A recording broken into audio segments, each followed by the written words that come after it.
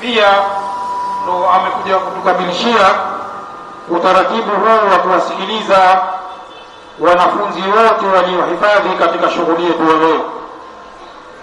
Na kinachofuata hivi sasa, kitendo kinachofuata hivi sasa ni kusikiliza risala itakayosomwa na mjumbe katika jumuiya yetu hii ya kuimarisha maadili Zanzibar. Mjumbe faliyatafadhali. Assalamu alaykum wa rahmatullahi wa barakatuh. Bismillahirrahmanirrahim. Ndugu mgeni rasmi, ndugu viongozi wa serikali na taasisi mbalimbali, ndugu mwenyekiti na viongozi wote wa jumuiya ya kuimarisha maadili na malezi bora Zanzibar JUKUMAZA, ndugu walimu na wanafunzi mbalimbali wa vyuo vya Qur'ani wa jimbo la Magomeni, ndugu maimamu na mashehe wa misikiti ya jimbo la Magomeni, ndugu wazazi na walezi wa wanafunzi wa madrasa mbalimbali za jimbo la Magomeni, ndugu wageni waalikwa na nyote mliohudhuria katika mashindano haya ya kuhifadhi Qur'ani ya jimbo la Magomeni, assalamu alaykum wa rahmatullahi wa barakatuh. Ifuatayo sasa ni risala fupi ya jumuiya ya kuimarisha maadili na malezi bora Zanzibar JUKUMAZA. Kabla ya yote, hatuna budi kumshukuru Allah subhanahu wa ta'ala kwa kutujalia kufika katika mashindano haya adhimu ya kuhifadhi Qur'ani ya jimbo la Magomeni. Vile vile hatuna budi kumtakia ziada za khairi kipenzi chetu mtume wetu Muhammadin sallallahu alaihi wasallam.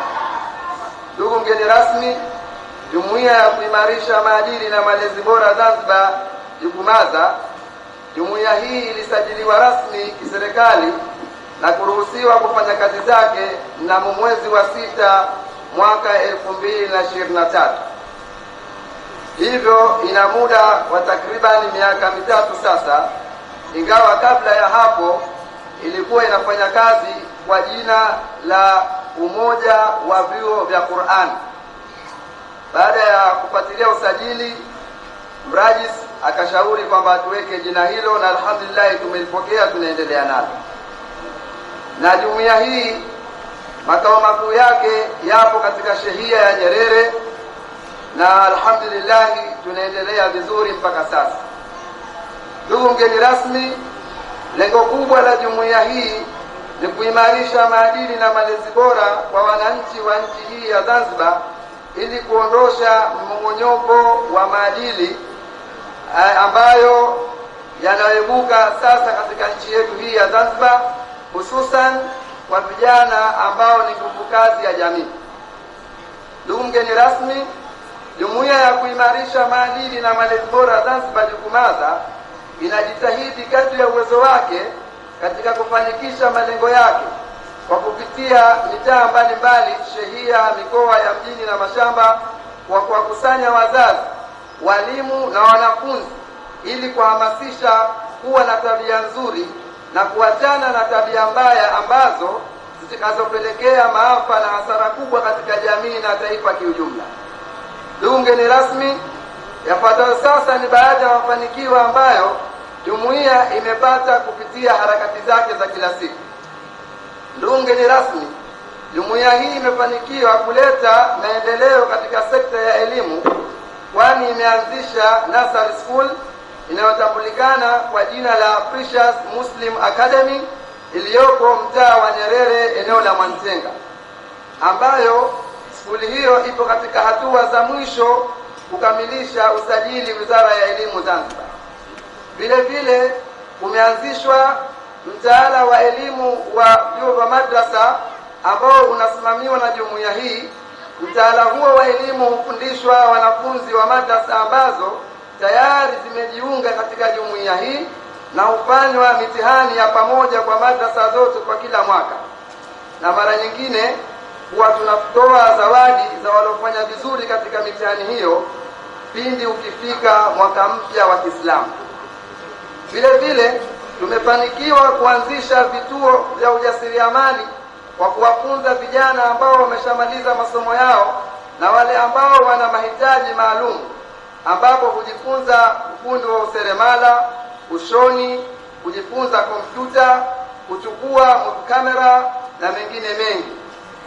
Pia jumuiya hii imeanzisha kitengo cha habari kinachotambulikana kama Jukumaza Online TV, ambacho vijana hujipatia kujifunza taaluma ya uandishi wa habari, na hapa leo tunapoendelea pia wapo katika mchakato kuzikusanya vile vile madrasa za jimbo na kufanikisha mashindano haya ambayo leo tunajivunia tunakwenda nayo. Pia tumefanikiwa kukusanya taarifa na kuweka msingi wa kupatiwa msaada kiurahisi kutoka kwa viongozi wetu wa jimbo na wahisani wengine katika madrasa za jimbo nzima. Mfano, tayari tumeshakutana madrasa za jimbo la Magomeni na tumeshapata idadi ya madrasa zote ambazo ni 51. Vile vile walimu wa madrasa wa jimbo zima ni walimu 120. Wanafunzi wa kike wa jimbo zima la Magomeni ni idadi 2953, lakini wanaume wanafunzi wa kiume ni 2546. Lakini vile vile tumekusanya idadi ya wanafunzi wote wa jimbo la Magomeni ambao ni 5496, na vile vile tumekusanya idadi ya mayatima wa jimbo zima la Magomeni ambao ni 190. Vile vile tumekusanya idadi ya misikiti ya jimbo zima la Magomeni ambayo ni misikiti 15, lakini na idadi ya maimamu katika misikiti hiyo inafika takribani maimamu 70. Lakini vile vile hakuna chenye faida ikakosa changamoto. Zifuatazo sasa ni baadhi ya changamoto ambazo zinaikabili jumuiya ya kuimarisha maadili na malezi bora Zanzibar, Jukumaza. Ndugu mgeni rasmi, miongoni mwa changamoto ambazo zinaikabili jumuiya hii ni kukosekana ofisi rasmi ya jumuiya hii, kwani hadi sasa ofisi yetu imo ndani ya ofisi ya madrasa ambapo mnatumika shughuli za ofisi za madrasa pamoja na jumuiya. Pia kukosekana kwa wadhamini wa uhakika wa kuidhamini jumuiya hii kihalali, kuidhamini jumuiya hii kihali na mali, kwani mara nyingi hudhaminiwa na walimu wa madrasa ambao kwa hali yao inakuwa ngumu sana kuifikisha jumuiya katika malengo yake mahususi. Hivyo katika ofisi ya mrajis bado tunadaiwa kuwakamilisha wadhamini wa jumuiya hii. Kukosekana usafiri katika harakati zetu za kuelimisha jamii mjini na mashamba, kama vile usafiri wa gari, honda na kadhalika. Kwa tunalazimika muda mwingine kukodi gari na kutoa pesa za mafuta kutoka mifukoni mwetu kama walimu wa madrasa na watu wa jumuiya hii. Na vile vile kukosekana kwa vifaa vya kuwekea kumbukumbu kama kompyuta, printer machine, photocopy machine pamoja na vitendea kazi vyake muhimu kwa ajili ya utoaji kopi ili kuepisisha kazi za kuendeleza mbele jumuiya hii. Ndugu mgeni rasmi, yafuatayo sasa ni maelezo mafupi yanayohusiana na mashindano haya ya kuhifadhi Qur'an ya jimbo la Magomeni. Ndugu mgeni rasmi, mashindano haya ya kuhifadhi Qur'ani ya jimbo la Magomeni yaliwahi kufanyika kwa mara ya kwanza wakati wa uongozi wa mwakilishi almarhum Mheshimiwa Salmin Awad, ambaye alikuwa mwakilishi wa jimbo hili la Magomeni.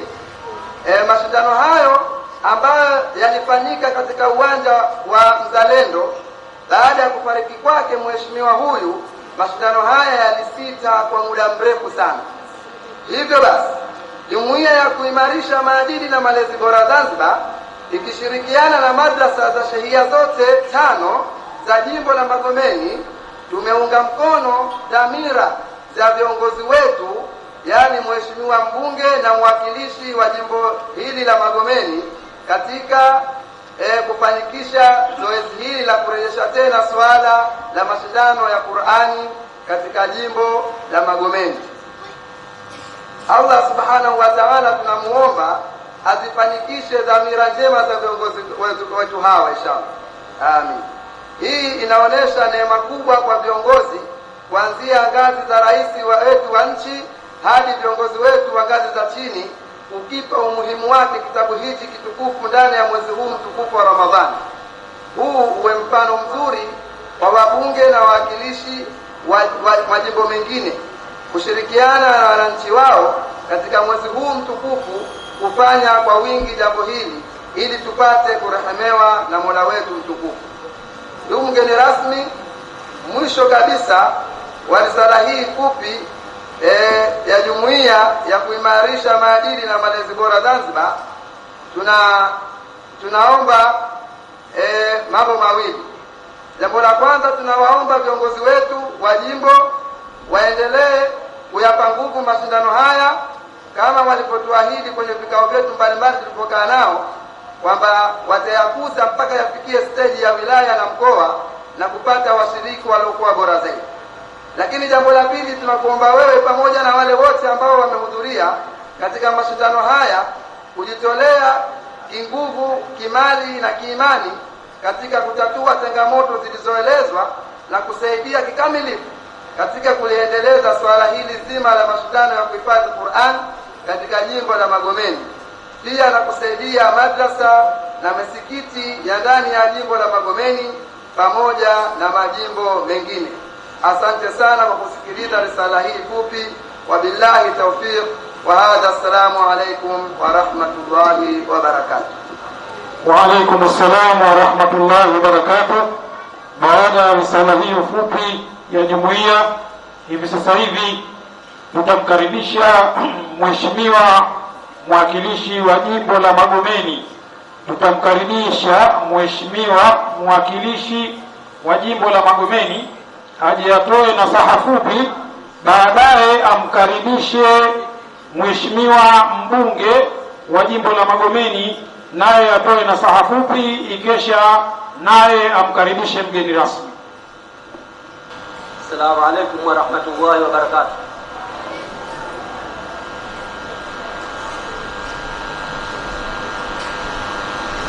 Bismillahirrahmanirrahim. Nianze kwa kumshukuru Mwenyezi Mungu muumba mbingu na ardhi, ambaye ametupa neema hii ya kudiriki mwezi huu mtukufu wa Ramadhani, na neema hii leo ya kusoma kitabu chake kitukufu, kitabu cha Qur'an ambacho kimeshushwa ndani ya mwezi huu mtukufu wa Ramadhani ili kiwe mwongozo kwetu wote waumini. Na pia nimtakie kheri na baraka kipenzi chetu Mtume Muhammad sallallahu alaihi wasallam pamoja na masahaba wake watukufu. Kutokana na kwamba muda unatutupa mkono, naomba niende mbio mbio. Kwanza kwa kushukuru kamati ambayo imeandaa mashindano haya, lakini pia kwa dhati ya moyo wangu kuwashukuru majaji na watoa aya wetu pamoja na mshereheshaji wetu, lakini hususan nimshukuru sana kiongozi wa majaji, kwa sababu kila siku nilikuwa sizijui kazi za kiongozi wa majaji, lakini leo nilimuona na nilikuwa namfuatilia sana jinsi alipokuwa anashusha tempo na kucontrol kujiamini kwa vijana wetu. Kiongozi, shukrani sana, kazi yako tumeiona.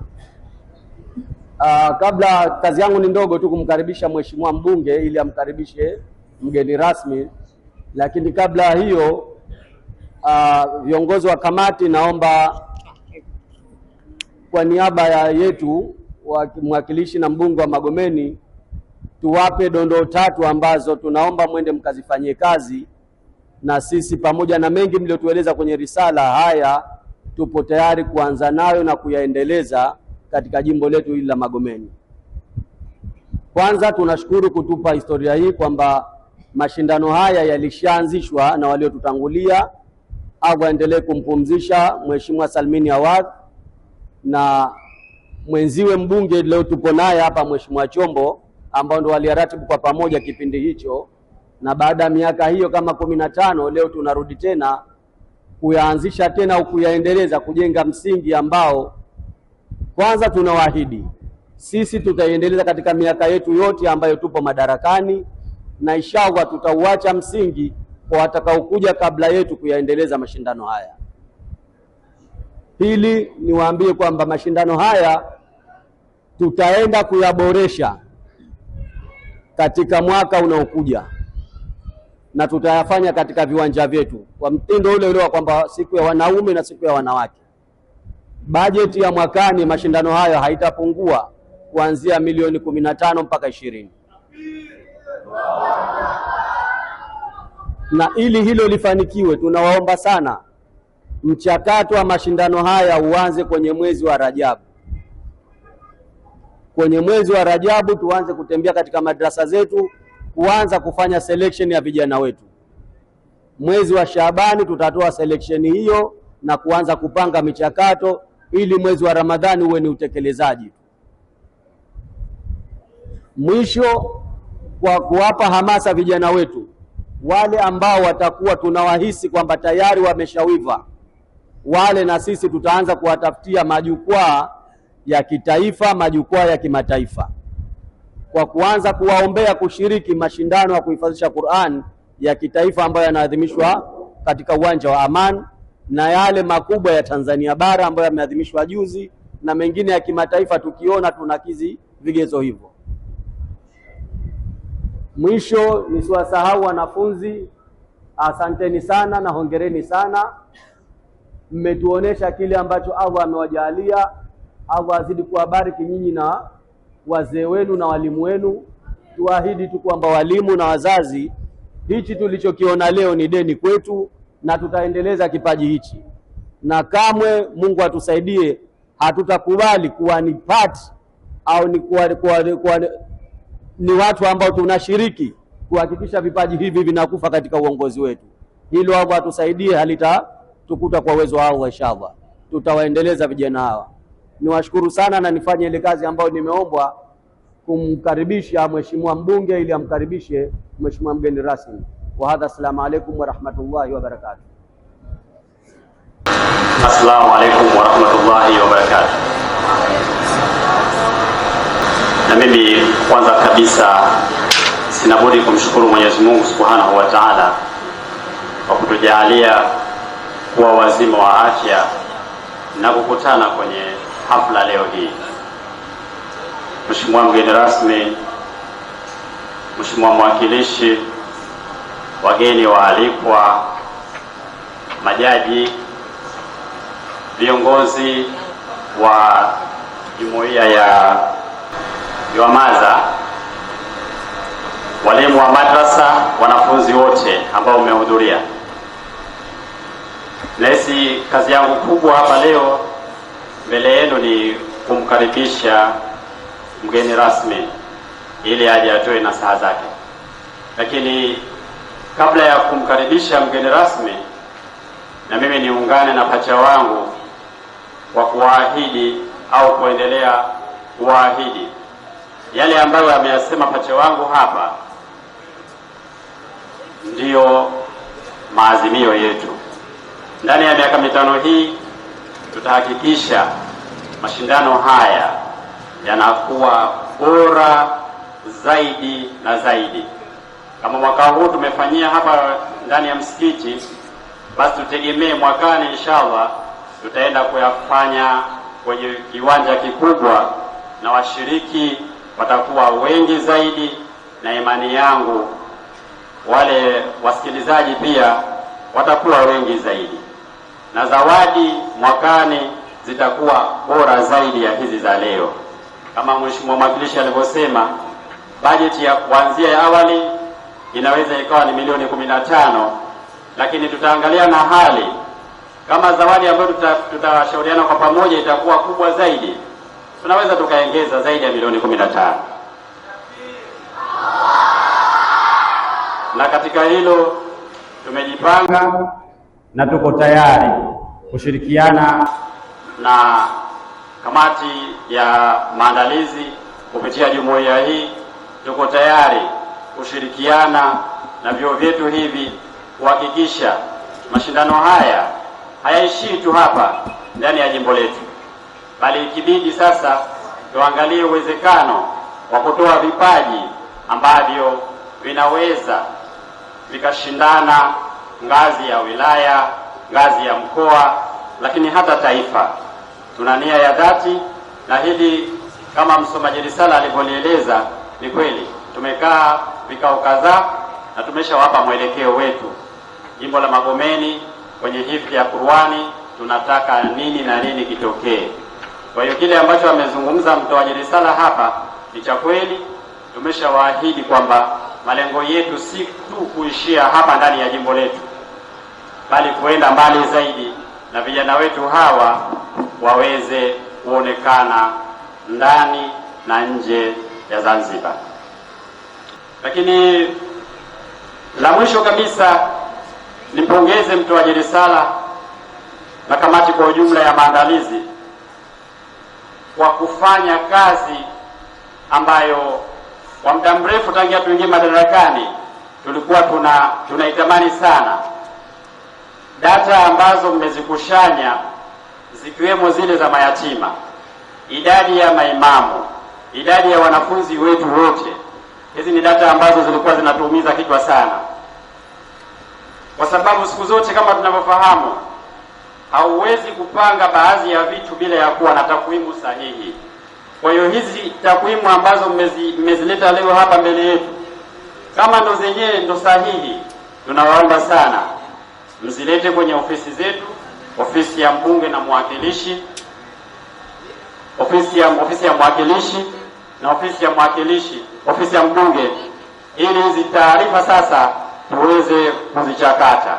Kupitia taarifa hizi tunawaahidi kuna maajabu makubwa sana yataenda kutokea, kwa sababu takwimu ndo kila kitu, na takwimu hizi sisi zitaenda kutusaidia kuhakikisha kwamba tunaenda kufanya ustawi wa madrasa zetu, walimu wetu, maimamu wetu, lakini hata misikiti yetu.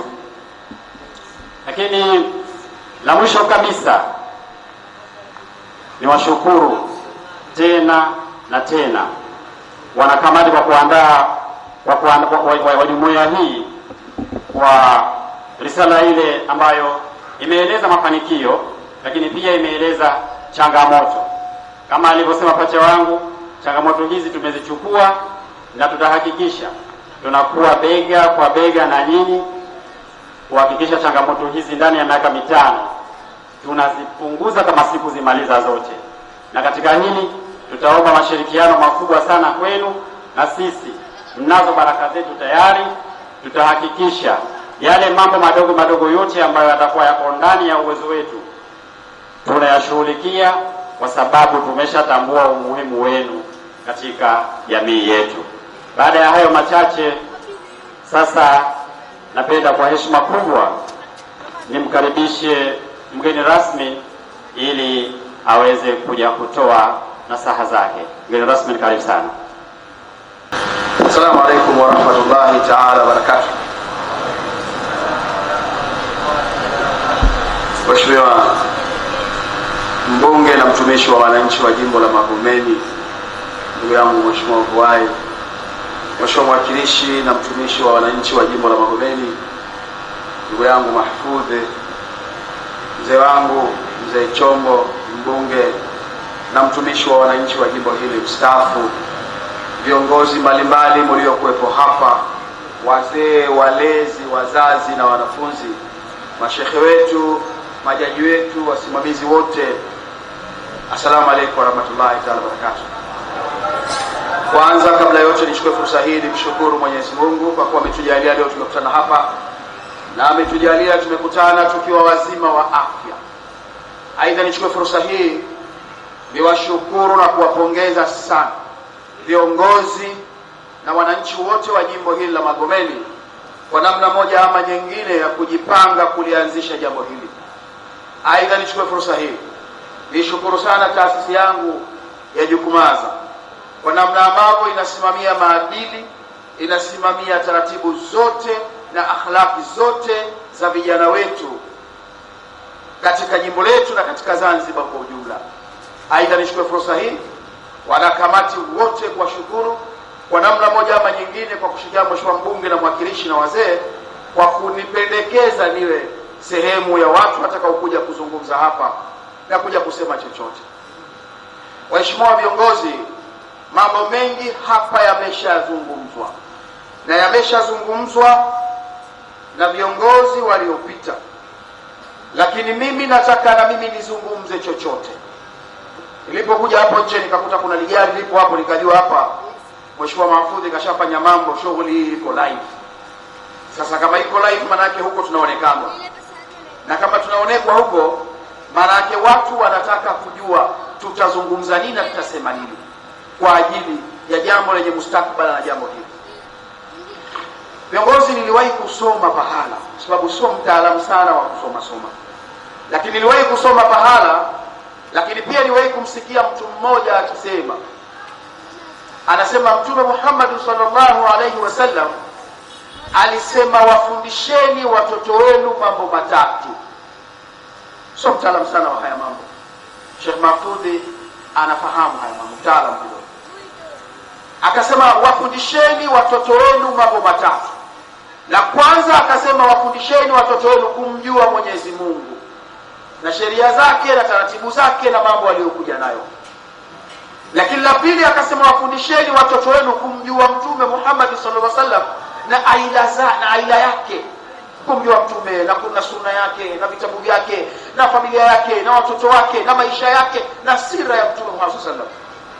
Lakini kubwa akasema wafundisheni watoto wenu kuijua na kuifahamu, kuihifadhi na kuiendeleza na kujua maana ya Qur'an.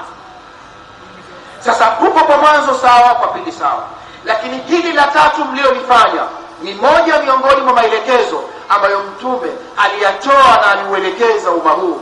Leo mmeyafanya, tunakupongezeni sana kwa kazi hizo. Na hii tunawapongeza kwa sababu mmewashepu vijana. Kazi mnayoifanya hapa ni kazi kubwa na ujira wake ni mkubwa. Nilikuwa nakaa na Sheikh Mahfoudh pale na Sheikh Wai, wananiambia mzee, kazi ya kufanya pale ile kazi tukipewa sisi hatuwezi, kwa sababu akili zetu zishachanganyika na mambo mengine sasa ya kidunia. Na kule kwingine kule, maana angalau unaweza ukafundishwa ukasomewa aya ukasema unaiendeleza. Lakini kazi inasoma kule alafu unaambiwa sema hii ni aya ngapi, sura ya ngapi. Ile kazi kweli kweli. Ile sasa ile ndio hifadhi ya Qur'ani. Hii nyingine ni hifadhi ya tahfidhi, lakini hata sisi tunaijua. Ukiambiwa ta'afil lakum min dhunubikum unaendeleza, lakini unaambiwa inasoma pale kisha kupigwa bana Sheikh. Tena Sheikh alipokuwa mtaalamu anafungua ukurasa wote. Halafu sasa hata huko mbele kama kuna mtu akukwambia pia ufahamu. Si unajua ya kukopea ile kwamba ile jambo yake dini. Sasa kule tangu nikikwambia huko huwezi kufahamu. Kwa hiyo kazi na jambo analofanya hapa nini maana yake? Maana yake hata kama misahafu yote duniani itachomwa, bado misahafu ama bado Qur'ani imo katika nyoyo za vijana wetu. Kazi nzuri wanaifanya. Sasa kazi hii inastahili tuwapongeze Mheshimiwa Mwakilishi, Mheshimiwa Mbunge, wazee wetu wote, walimu wa madrasa, wazee, walezi na wanafunzi kwa kazi hii kubwa wanayoifanya. Lakini chengine nataka nishauri kwenye hili. Hemu tunapowafundisha watoto wetu kwenye tahfidhi, kuna tahfidhi, sisi kuna nini tarjii, imeona nyingine tahfidhi tashjii, nimeona hapa. Lakini hebu pia tuwafundishe na kuijua maana. Tuifundishe namna ya kuijua maana. Manake tunamwambia mtoto yauma yaqumu ruhu wal malaikatu safa la yatakallamuna, manake afahamu hasa ninachokizungumza nini. Tusiwafundishe wakaihifadhi, mwisho wa siku aje mbunge mwakilishi aje ampe bahasha ya 100, aje ampe mbuzi, aje ampe ng'ombe, aje ampe zawadi. Na hivyo ndivyo wanapojiandaa watoto hawa, kwamba anajitahidi, anajipiga, anajipigana na hifadhi, mwisho wa siku aje kwa kwanza apate zawadi. Lakini tuwafundishe wajue maana. Hicho kidogo atakachokihifadhi wajue maana yake, ili tumeambiwa kwenye maandiko kwamba wafundisheni watu hata kama ni aya moja, lakini wajue na maana yake na wajue namna ya kuifanyia kazi.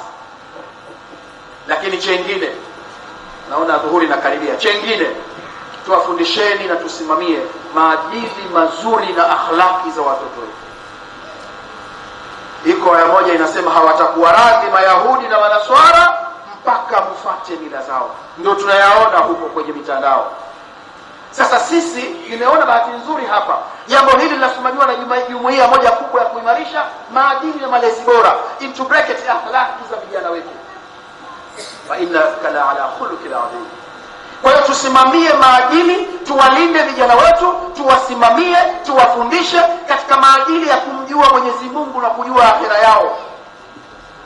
Tunaona huko vijana wetu wanapoharibika, wanapopotea, sasa hawa tuwaengenge.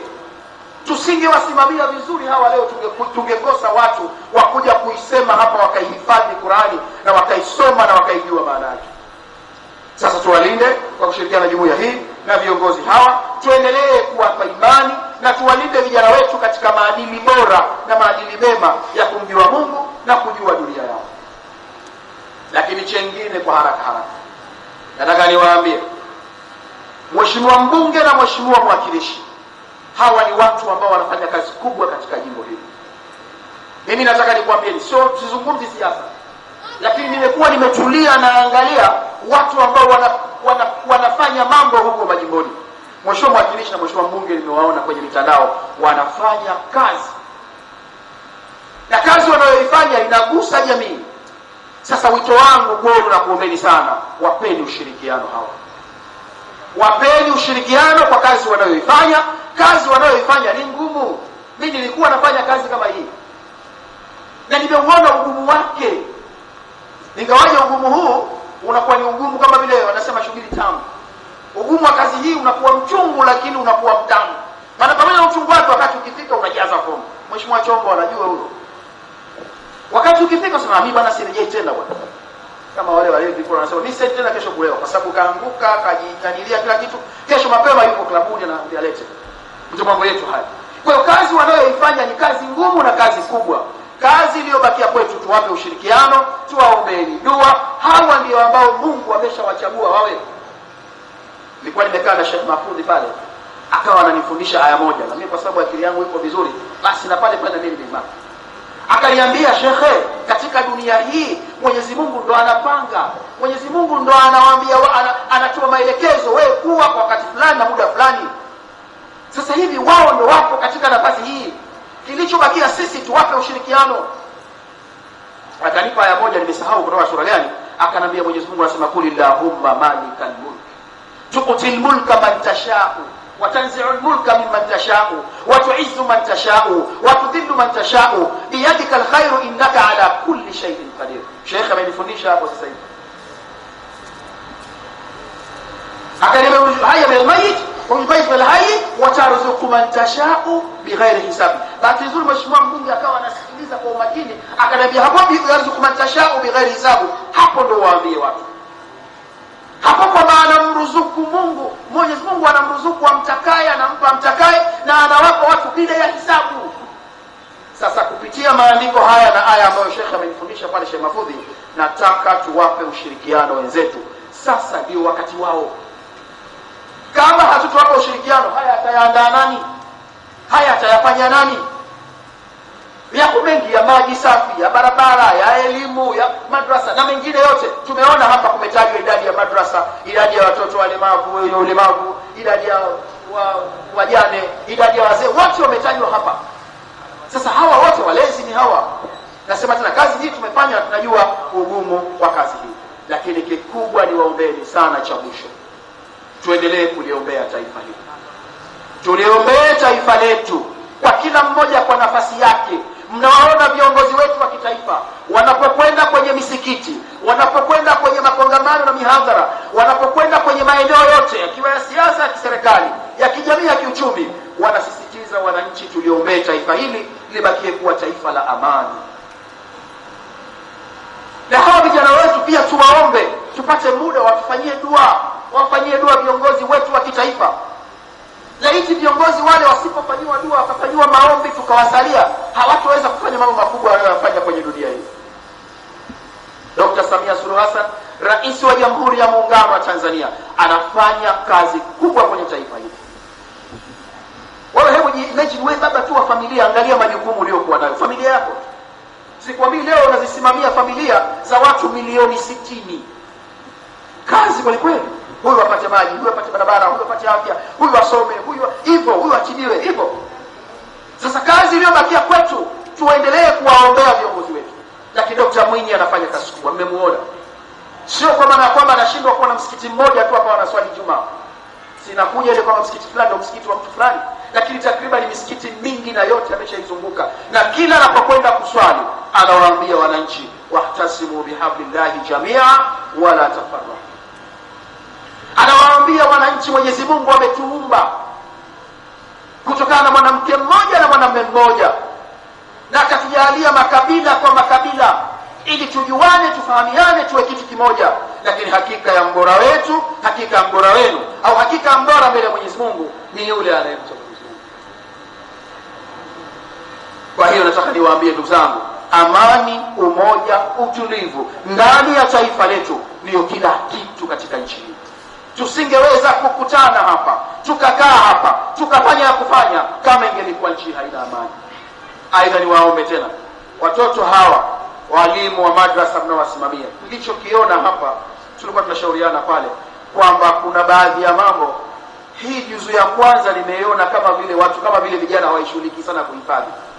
Unaweza ukampa sura aya kwenye sura Maryam au sura ya Yasini au sura Rahman akaijua, lakini ukampa aya katika sura hizi hii juzu ya kwanza tu, juzu ya amma, basi akawa na bwela kidogo. Sasa kama tunakwenda juzu ya 20 30, hebu tuanze pia kuwatengeneza katika juzuu ya kwanza, waijue, waifahamu. Baada ya kusema hayo, nichukue fursa hii niwashukuruni sana jumuiya yetu ya kusimamia na kuimarisha maadili, waheshimiwa viongozi wa jimbo hili, wazee, wazazi, walezi na wanafunzi wote kwa kufanya jambo kubwa kama hili. Baada ya kusema hayo, asalamu alaykum wa rahmatullahi ta'ala barakatuh. Asanteni sana. Wa alaykum assalam wa rahmatullahi wa barakatuh. Baada ya hizo nasaha fupi za mgeni rasmi, sasa hivi itakuwa ni kutaja matokeo ya wanafunzi walioshiriki mashindano yetu ya leo, na kitendo hichi cha kutaja matokeo kitafuatiwa na ugawaji wa zawadi. Kwa hiyo ambacho kitendo hichi kitafanywa na mgeni ambaye tutamkusudia, yani mtu ambaye tunamkusudia ndio aje awape zawadi. Tunamkusudia katika hawa wanafunzi waliohifadhi juzu moja, Mheshimiwa mbunge mstaafu, Mheshimiwa Chombo, ambaye atashirikiana na mwenyekiti wa jumuiya ya Jukumaza pamoja na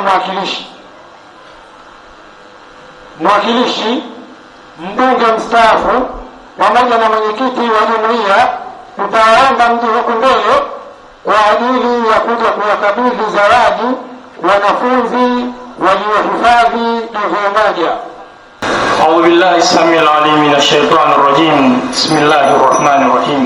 الحمد لله والصلاة والسلام على أشرف الأنبياء وإمام المرسلين محمد بن عبد الله صلى الله عليه وسلم وعلى آله وأصحابه أجمعين ومن تبعهم بإحسان إلى يوم الدين. أما بعد, baada ya kumshukuru Allah subhanahu wa ta'ala, sasa ndugu mgeni rasmi, kwa ruhusa yako naomba tuanze kwa kutaja matokeo ya mashindano yetu haya. Kabla ya kutaja mashindano yetu haya, matokeo yake, tunapenda kusema kwamba al-kamalu lillah, ukamilifu ni wa Allah subhanahu wa ta'ala. Uadilifu huwa unatakiwa kwa wanadamu wajitahidi, hususan katika dhamana ya ilmu, katika jambo la kuhukumu. Kwa hiyo juhudi hazishindi kudura za Allah subhanahu wa ta'ala, kwa sababu sisi tumejitahidi kwa kadiri ya mafunzo tuliopewa na jumuiya ya kuhifadhisha Qur'ani Zanzibar, ili tuipe haki iliyo haki yake, na kwa kupata au kwa kukosa. Na baada ya hayo tunaomba radhi pale ambapo atahisi mtu kwamba sisi tumekosea, lakini kwa ukweli tumejitahidi kadiri ya uwezo wetu. Wallahu a'lam. Sisi ni wanadamu ni wenye kukosea, lakini wabora kukosea ni wale wenye kurejesha kauli kwa wenzao kwamba tunakuombeni muturudhie na muvumilie pale ambapo kwa mtazamo wenu mnahisi tumekosea, lakini kwa juhudi zetu tunayakini tumepatia. La pili pili, kuna mwanafunzi katika tashjii ambaye aliwahi kusoma aya ya 35, yeye kaitaja suratul Mutaffifin, ambapo alitakiwa kwa mujibu wa jaji mtoa aya alimkusudia asome aya ya 23, kwa sababu aya aliyotolewa ilikuwa imefanana na ziko mbili.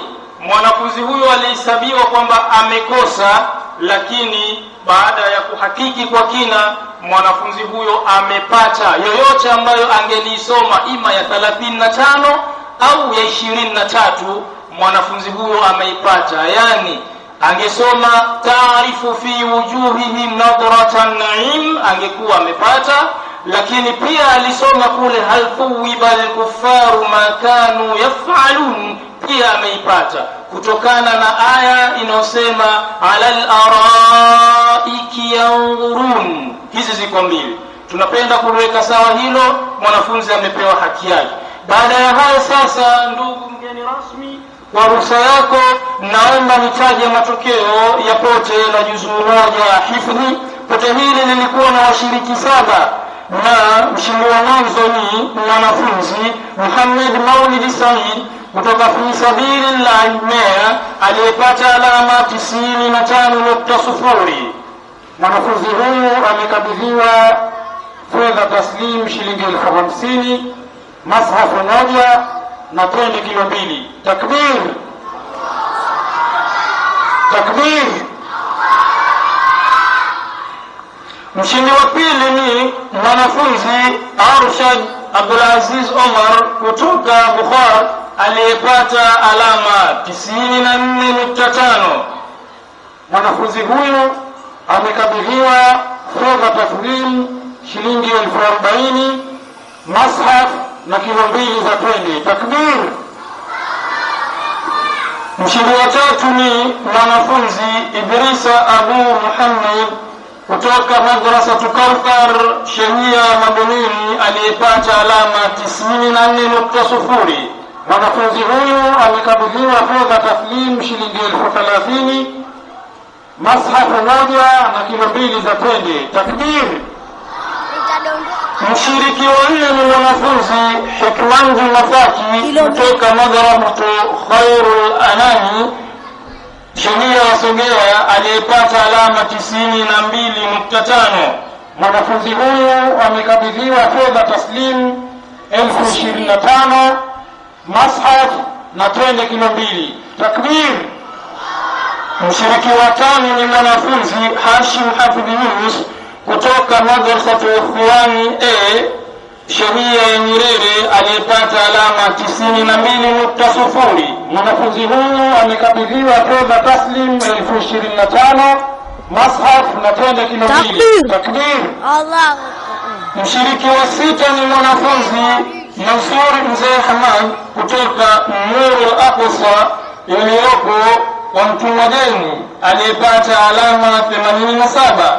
Mwanafunzi huyu amekabidhiwa 25,000, mashaf pamoja na tende kilo 2. Takbir! Na mshiriki wa 7 ni mwanafunzi Nafi Khair Makani kutoka Nurul Munawwar Shehia ya Nyerere, aliyepata alama 84.5. Mwanafunzi huyu amekabidhiwa fedha taslimu 25,000 na kilo 2 za mashaf na kilo 2 za tende. Takbir! Na hayo ndiyo matokeo ya pote la juzuu 1 hifdhi. Sasa naomba tuendelee na matokeo ya pote la juzuu 3 hifdhi.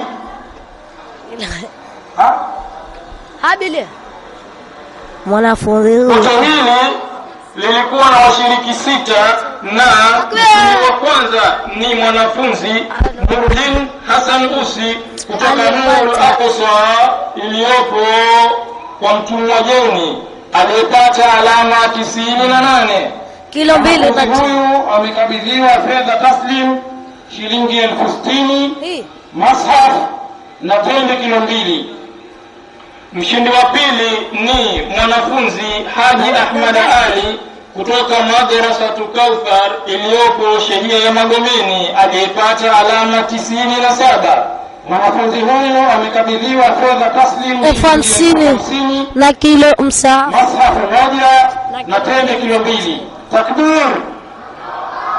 Mshindi wa tatu ni mwanafunzi Yasir Khamis Isa kutoka Swalihin iliyopo shehia ya Magomeni aliyepata alama 89.5. Mwanafunzi huyu amekabidhiwa shilingi 40,000 na kilo 2. Takbir! Allah. Mshiriki wa nne ni mwanafunzi Abubakar Saif Bilal anayetokea Madrasatul Khairul Anam iliyopo Sogea aliyepata alama 88. Na msahafu. Mwanafunzi huyu amekabidhiwa fedha taslim shilingi 30,000, mushaf na kilo 2. Takbir! Allahu Akbar. Mshiriki wa tano ni mwanafunzi Abdul Halim Mwalimu Hassan kutoka fi sabilillah iliyopo Mea aliyepata alama 84.5. Mwanafunzi huyu amekabidhiwa fedha taslim shilingi 30,000 na kilo 2. Takbir! Allah. Na mshiriki wa sita ni mwanafunzi Mahir Idi Hassan kutoka Bukhari aliyepata alama 84.0. Mwanafunzi huyu amekabidhiwa fedha taslim shilingi 30,000, mushaf na tende kilo 2. Takbir! Allahu Akbar. Naam, afwan, baada ya kuwasikiliza hawa wanafunzi waliohifadhi juzuu 1 na 2, sasa hivi tutabadilisha kidogo ugawaji wa zawadi. Mheshimiwa mbunge mstaafu arudi akapumzike pamoja na mheshimiwa mwakilishi pamoja na mwenyekiti wetu wa jumuiya yetu. Na sasa hivi watakaofuata ni mwenyekiti wa nyimbo pamoja na mbunge pamoja na mheshimiwa mgeni rasmi. Mheshimiwa mwenyekiti wa nyimbo pamoja na mheshimiwa mbunge pamoja na mheshimiwa mgeni rasmi kuja kuwakabidhi zawadi wanafunzi wanaoendelea. Ndugu mgeni rasmi, kwa ruhusa yako sasa naomba nitaje matokeo ya pote la juzuu 5 hifdhi. Pote hili lilikuwa na washiriki 4 na mshindi wa kwanza ni mwanafunzi Luqman Muhammad Abdi kutoka Madrasatul Bukhari inayotokea shehia ya Nyerere aliyepata alama 96.0. Mwanafunzi huyu amekabidhiwa fedha taslim shilingi 70,000, mushaf na tende kilo 2. Takbir! Mshindi wa pili ni mwanafunzi Ibrahim Haji kutoka Ikhwan iliyopo shehia ya Nyerere aliyepata alama 92. Mwanafunzi huyu amekabidhiwa fedha taslim shilingi 65,000, mushaf na tende kilo 2. Takbir!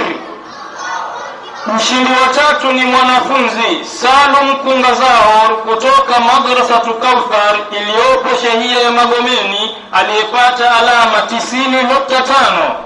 Mwanafunzi huyu amekabidhiwa fedha taslim shilingi 60,000, mushaf na tende kilo 2. Takbir!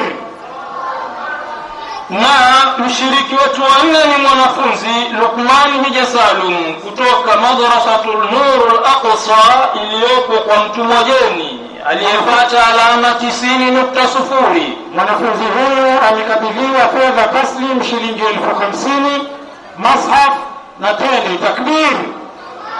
Na sasa naomba nitaje matokeo ya pote la juzuu 7 hifdhi. Pote hili lilikuwa na washiriki 2 na mshindi wa kwanza ni mwanafunzi Anas Mbaruk Ali kutoka Madrasatul Bukhari iliyopo shehia ya Nyerere aliyepata alama 90. Mwanafunzi huyu amekabidhiwa fedha taslim shilingi 90,000, mushaf na tende kilo 2. Takbir! Na mshindi wetu wa pili ni mwanafunzi Idrisa Abdallah Idrisa kutoka Madrasatul Bukhari shehia ya Nyerere aliyepata alama 86. Mwanafunzi huyu amekabidhiwa fedha taslim shilingi 70,000, mushaf na tende kilo 2. Takbir! Hayo yalikuwa ni matokeo ya pote la juzuu 7 hifdhi. Naomba sasa nitaje matokeo ya pote la juzuu 15 hifdhi. Pote hili lilikuwa na washiriki wawili na mshindi wa kwanza ni mwanafunzi Abubakar Abdulaziz Bakar kutoka Ikhwani Shehia Nyerere aliyepata alama 99. Mwanafunzi huyu amekabidhiwa fedha taslim shilingi 200,000, mashaf na pembe kilo 2. Takbir. Na mshindi wa pili ni mwanafunzi Othman Salum Farhan kutoka Madrasatu Ikhwani iliyopo Shehia ya Nyerere aliyepata alama 98. Mwanafunzi huyu amekabidhiwa fedha taslim shilingi 150,000, mashaf pamoja na pembe kilo 2. Takbir. Hayo yalikuwa ni matokeo ya pote la juzuu 15 hifdhi. Na sasa naomba nitaje matokeo ya pote la juzuu 3 tashjii tahqiq. Pote hili lilikuwa na washiriki wawili na mshindi wa kwanza ni mwanafunzi Ibrahim Rashid Muhammad kutoka Madrasatu Kauthar Magomeni aliyepata alama 80. Mwanafunzi huyu amekabidhiwa fedha taslim shilingi 60,000, mashaf na pembe kilo 2. Takbir. Na mshindi wa pili ni mwanafunzi Ahmed Juma Salum kutoka Madrasatu Kauthar iliyopo Shehia ya Magomeni aliyepata alama 50. Mwanafunzi huyu amekabidhiwa fedha taslim shilingi 50,000, mashaf na pembe kilo 2. Takbir. Hayo yalikuwa ni matokeo ya pote la juzuu 3 tashjii tahqiq. Na sasa naomba nitaje matokeo ya pote la juzuu 5 tashjii tahqiq, pote ambalo lilikuwa na washiriki watatu na mshindi wa kwanza ni mwanafunzi Nasir Kombo Haji kutoka Madrasatu Kauthar iliyopo Shehia ya Magomeni aliyepata alama 79. Mwanafunzi huyu amekabidhiwa fedha taslim shilingi 90,000, mashaf na pembe kilo 2. Takbir. Mshindi wa pili ni mwanafunzi Tariq Ali Hamed kutoka Madrasatu Kauthar Shehia ya Magomeni aliyepata alama 67. Mwanafunzi huyu amekabidhiwa fedha taslim shilingi 70,000, pembe kilo 2 na mashaf. Takbir. Na mshindi wa tatu ni mwanafunzi Abdul Waffar Idrisa Ibadi kutoka Khairul Anami Shehia ya Sogea aliyepata alama 60. Mwanafunzi huyu amekabidhiwa fedha taslim shilingi 60,000, mashaf na pembe kilo 2. Takbir. Na nayo ndiyo matokeo ya mashindano yetu ya leo yaliyoletwa kwenu na mimi jaji kiongozi kwa niaba ya safu ya majaji Abubakar Sudais. Wassalamu alaikum wa rahmatullahi wa barakatuh. Wa alaikum assalam wa rahmatullahi wa barakatuh. Tunamwomba mheshimiwa mgeni rasmi pamoja na mheshimiwa mbunge na mheshimiwa mwenyekiti wa jimbo kurudi katika nafasi zenu, na inshallah tunaendelea na ratiba. Sasa hivi itakuwa ni utoaji wa shukrani, na shukrani zitatolewa na mheshimiwa Sheha Ngarutwa kwa niaba ya masheha wa shehia zote 5 za Magomeni. Mheshimiwa pale atafadhali. Baada ya hapo inshallah tutasoma dua kukamilisha shughuli yetu. السلام عليكم ورحمة الله تعالى وبركاته. الحمد لله رب العالمين والصلاة والسلام على رسول الله السيد صلى الله عليه وسلم. أما بعد, baada ya kumshukuru Mwenyezi Mungu, mimi nadhani langu kubwa nimeambiwa ni kutoa neno la shukrani. Kwa hivyo sitakuwa mzungumzaji sana zaidi ya kutoa neno la shukrani, lakini kabla ya kutoa neno la shukrani nilikuwa nina moja tu kuhusiana na mashindano yetu haya ya leo, hususan vijana. Tulieni basi kwanza, hususan hawa vijana ambao wamesoma. Mimi kwa muono wangu wa leo vijana wote wameshinda, kwa sababu inaonekana hapa si tatizo la vijana, tatizo letu sisi, kwa sababu vijana hatukupa hapa muda wa kujiandaa. Hata kama tungepata muda wa kujiandaa yasingetokea haya. Wenzetu wanacheza mpira wakenda kwenye mashindano wanakuwa wana kipindi cha kukaa kambini wakajiandaa na yale mashindano. Sisi kwa kutana haraka yetu nadhani hili limeshindikana. Kwa hivyo popote wameshinda, lakini tunaomba kwamba makani sasa tujipange kabla, tuwape muda wa kufanya maandalizi ili tuje kufanya jambo ambalo liko kwa usahihi. Baada ya kusema hayo, niwashukuru sana wale wote ambao kwa njia moja ama nyingine wameshiriki kufanikisha jambo hili, hususan viongozi wetu hawa wa jimbo, Mheshimiwa Magudishi na Mbunge, majaji wetu, jumuiya ya Dukunaza ambayo na mimi nadhani naweza nikasifu kama mwanzilishi wa jumuiya hii na ndio kwenye kuianzisha jumuiya. Kwa hivyo nadhani niwashukuru wote, lakini zaidi tuwashukuru waliohudhuria. Shughuli bila mahudhurio sio shughuli. Kwa hivyo wale wote ambao wamehudhuria katika msikiti huu kwa shughuli hii, basi tunawashukuru sana na tunawapongeza wale wote ambao wameshinda, na kwa ujumla tumeshinda sote. Mimi nadhani yangu ni hayo. Asante sana na tunapenda kushukuru. Asante sana, shukrani. Asante sana. Baada ya hapo inshallah itafuata dua. Alhamdulillah rabbil alamin, wassalatu wassalamu ala rasulillah Muhammad sallallahu alaihi wasallam. Rabbana atina fid dunya hasana wa fil akhirati hasana wa qina adhaban nar. واغفر لنا ولوالدينا وجميع المؤمنين والمؤمنات والمسلمين والمسلمات الأحياء منهم والأموات. صلى الله على سيدنا محمد وعلى آله وصحبه وسلم بفضله. سبحان ربك رب العزة عما يصفون وسلام على المرسلين. الحمد لله.